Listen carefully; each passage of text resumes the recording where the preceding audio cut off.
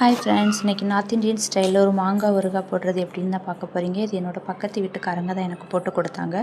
அதுக்கு அவங்க என்னெல்லாம் எடுத்தாங்கன்னா, கடுகு, வெந்தயம், பெருஞ்சீரகம், ஜீரகம், ஓமம், அதுக்கு பிறகு மல்லி எல்லாத்தையும் பாதி வறுத்து பாதி வறுக்காமல் எடுத்து பொடிக்கணும். அதுக்கப்புறம் முழு வத்தலையும் பொடிச்சு வைக்க சொன்னாங்க. எல்லாத்தையும் பொடிச்சு வச்சதுக்கப்புறவு ஏற்கனவே மாங்காய் 2 நாள் காய வச்சுருந்தேன் வெயிலில். அதை கட் பண்ணி தான் காய வச்சுருந்தேன். அது கூட இது எல்லாத்தையும் போட்டு நல்லா மிக்ஸ் பண்ணி அதுக்கப்புறவு உப்பு, மஞ்சள் தூள், அதுக்கப்புறம் இவங்க இதுக்கு கடுகு எண்ணெய் தான் யூஸ் பண்ணுறாங்க.